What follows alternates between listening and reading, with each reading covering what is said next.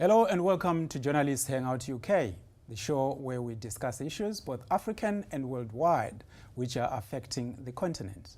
And we look at how those issues are seen at home and in the African diaspora. I'm Tamsan Majo and I'm pleased to welcome our panel. Priscilla Nwikpo, Public Affairs Analyst, Lanre Akinola, Editor of African Business, Vuyiswa Ngobongwana, Broadcaster. Well, ladies and gentlemen, welcome. Of course, I always give you a cup of tea after we finish hanging out. But Priscilla, this week, really, we want to talk about what is happening in the Italian elections. Absolutely. And this idea that some of these parties whose views are seen as right-wing are gaining in popularity, and of course having some of the people of African descent being part of it. I think it's very interesting what's happening across the continent and what we saw in Italy. For me, I saw so many different things. I saw the Berlusconi coming back. I saw the young Luigi wanting to become president, and of course, you know, gathering the votes. And then there was the Nigerian who won an election, and coming from a populism party where, you know, he's very forthright about the fact that immigrants should not come. We should shut the doors on immigrants coming into Italy. The irony of that is that he's an immigrant himself, albeit he had been in Italy for 40 years, makes no difference cannot change his background, nor does it change his race. Okay, Vuyiswa, you've lived in the diaspora for a very long time. Absolutely. Would you see yourself joining a right-wing party, stopping other Africans from joining it? No, absolutely not. I mean, in a way, a part of me feels some empathy for the desire that has driven Mr. Iwobi to be in the position that he's in. He's completely blind to the realities. And I think Frantz Fanon, an Algerian writer, put it very clearly when he called it cognitive dissonance. A disconnect between the reality around you and your desire. And somehow he hasn't managed to look at the reality around him.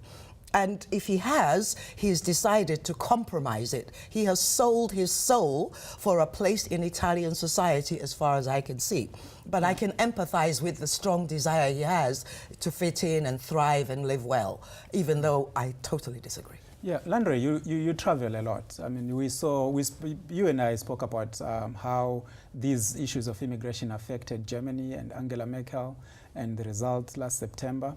And but there are people speaking out, like footballers in Italy who disagree with Mr. Iwobi. We're talking about Mario Balotelli. Not just any yes. footballer. Mario Balotelli. The footballer.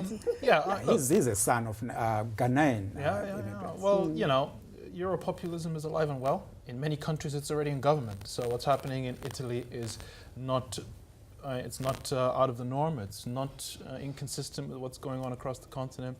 As for the migration issue and Tony Iwobi, you know, once again, we see the exceptional ingenuity of Nigerians at play. So on one level, well done. On another level, what the hell?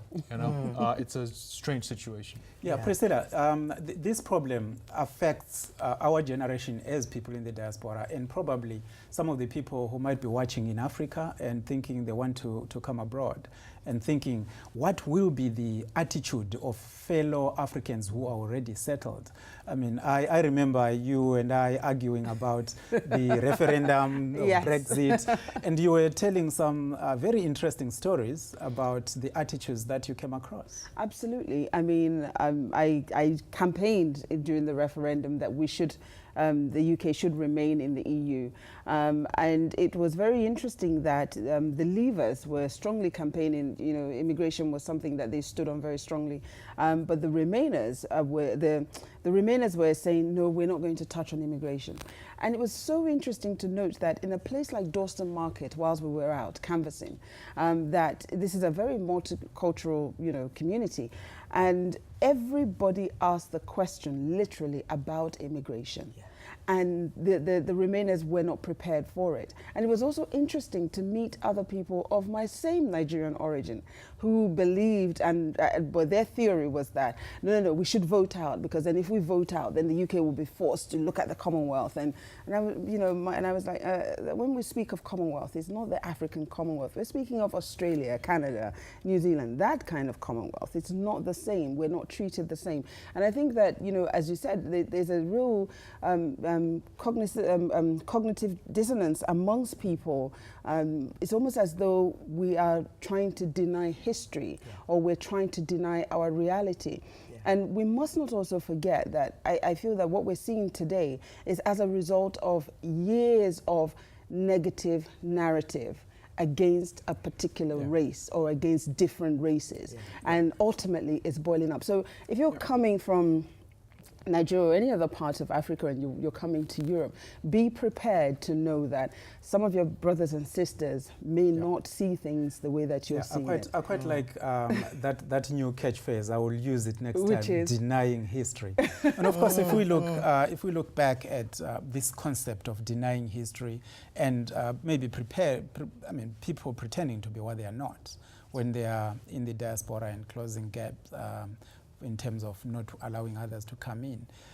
I mean, how do you see what Iwobi has done in the concept of, will the people in Italy who are right-wing use him to cover up for any Oh, absolutely. They're rubbing their hands in great celebration, cursing him behind his back, and really for the PR, just patting his back and really clapping hands. It's the classic dynamic that we face as African people right through history, not just African people, of course. You've heard it through slavery in the Americas, the house nigger. Mr. Iwobi is the house nigger. And he's quite happy. I can happily use that term in this context. I hope no one is offended, but look at the context. Don't fear the word, the context. Which brings me to why Mr. Iwobi feels it's okay to do this, because he genuinely thinks he can make a difference that way. You can't get through to him. I really don't think you can. But it's interesting for us, particularly the younger generation, who might look at him and think, wow, what is he doing? It's created a very sharp, viral discussion on the issue of identity. And as Africans, I think it's important that we understand that our historical roots are carried with us wherever we go on the planet. Let me go to Lanre. We talk about people in the diaspora being ambassadors of their own countries. Iwobi obviously will claim also that he is an ambassador of what Nigerians should be in the diaspora. But if you go back to her point, is his election, his attitude, his association, freedom of association with La Ligue actually giving respectability to racism? Yeah, look, it will. I'm sure that that's part of the agenda, is to legitimize, these parties, and that's a tried and tested method. I mean, radical, right-wing, bigoted parties all over the world do that. For me, what's interesting is that this case in Italy shows that populism is not necessarily about racism. Populism is ultimately about being selfish, about being narrow-minded, being, having short-term perspectives, and that's an interesting dynamic here. I wouldn't just boil it down to race. It is very much about identity, and we saw it in this country as well. A lot of immigrants voted for Brexit, and Brexit was essentially an anti-immigrant vote. Yeah. For me, it's regressive, it's not good, it's not desirable, but hey, this is the world we live in. But also, we have a wonderful example of an African in South Africa called Robert Mangaliso Sobukwe, who many people don't know much about, but is now finally coming into the history books. Everyone knows about him. Not everybody. He was deliberately hidden because of his radical stance. And I want to bring in something he said, which can lay a bridge, a foundation for kind of helping to break the divide that exists, the cognitive dissonance. He said he defined an African not by the color of your skin, but whether you love Africa. So if you love Africa, you are an African. Now that's quite a challenging idea within a South African context, perhaps even more so outside of South Africa. But it is the way forward for South Africans to start removing this colorism issue and talk about our identity based on what you are doing for your country? Yeah, Priscilla, just a quick one, because I want to go and check okay, if the tea very is quickly. ready. I do wonder, though, if he had been a member of any other party, would he have been elected?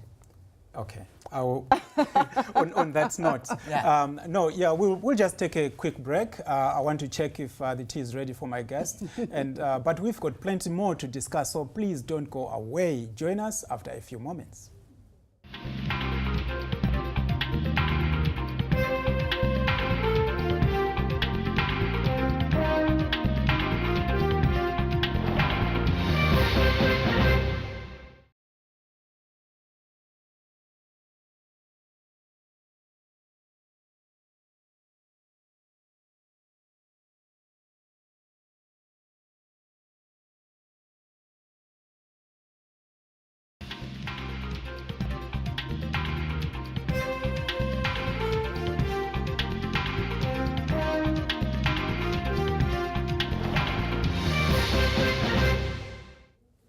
Hello and welcome back to Journalist Hangout UK. I'm Tamsanqajo, and I'm pleased to welcome back our panel, Priscilla Nwikpo, Lanre Akinola, and Vuyiswa Ngobongwana. Well, Priscilla, this is an important week, Mother's Day, but also, and probably globally, you talk about the International Day for Women. Going back to 1975, we know the United Nations was embracing the idea of making sure that women have their place in society. But I want to start off, because you've just had a nice cup of tea, I want to start off by going back and say to you, at what point did women lose their rights for them then to want to campaign to get back those rights? Wow, what a question. At one point, should we go back 100 years? Because Try as a few thousand, I think. Try millennia. because you know, it is also significantly, this year marks the 100th year that women began to fight for their rights, began to demand it. I think for we women, you know, and let me say happy International Women's Day to all women out there.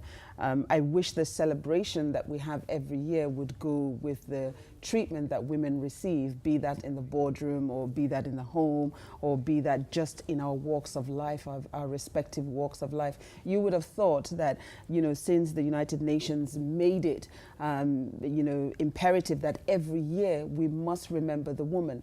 And not only that, but you find that in every government there's a ministry for women, you know, right across the globe. And yet the plight of the woman is one that we are still fighting for 100 years later. It's one that women are still saying, hey, you know, we should be more included in policies. We should be more included politically. We should be more included in our general walks of life. Isn't that amazing?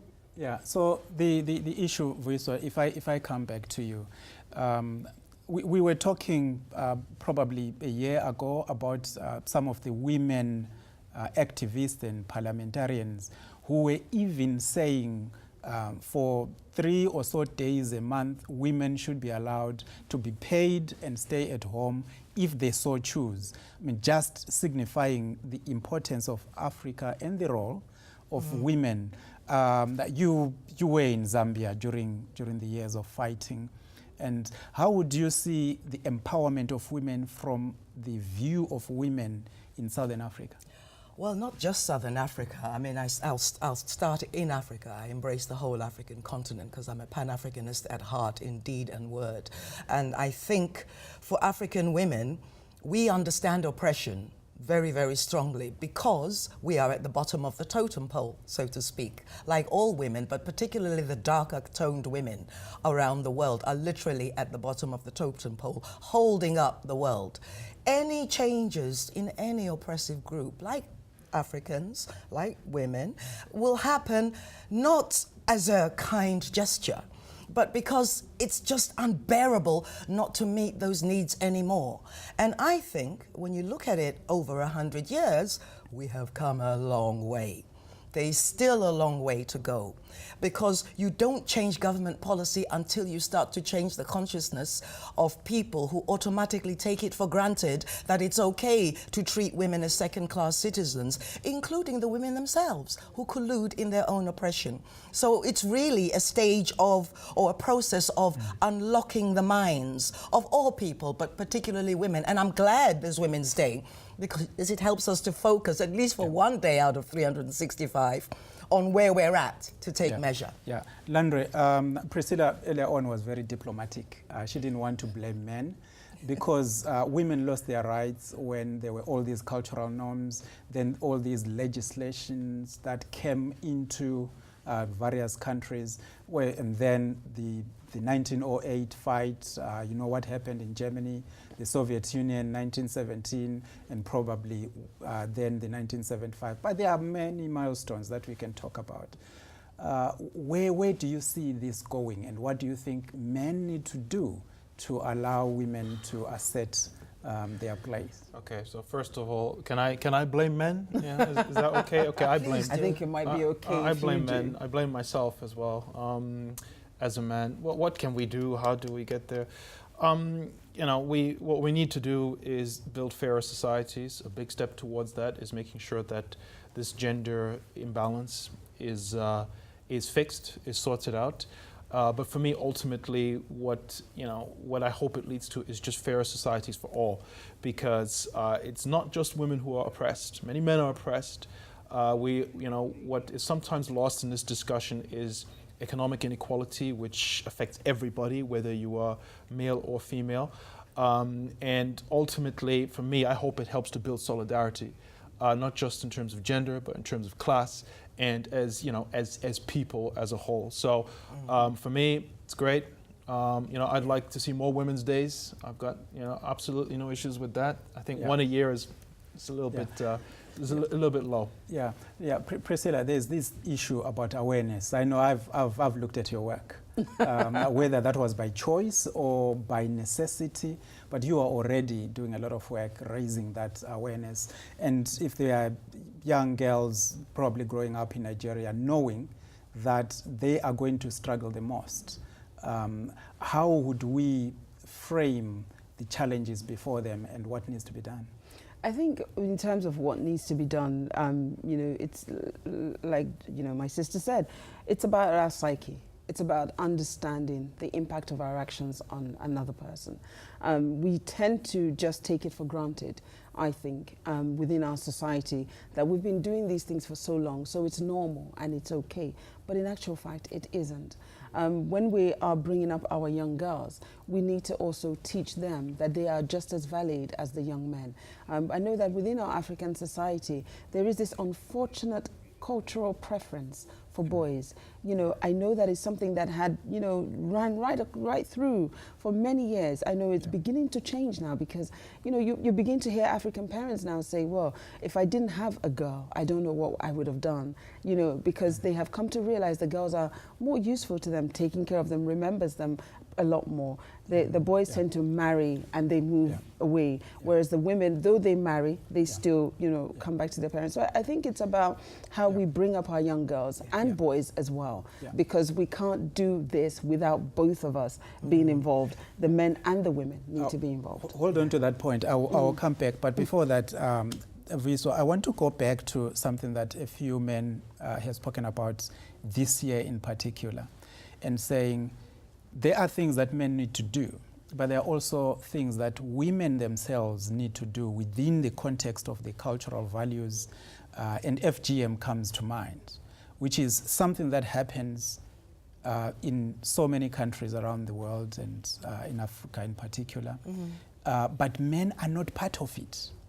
And yet that the fight to eliminate FGM is still something that is... But men are part of it. FGM is female genital mutilation. Men are part of it in certain parts, because the women are helping them to see, to open up their eyes. These guys aren't deliberately blind. They've just been socialized in a way that's negative.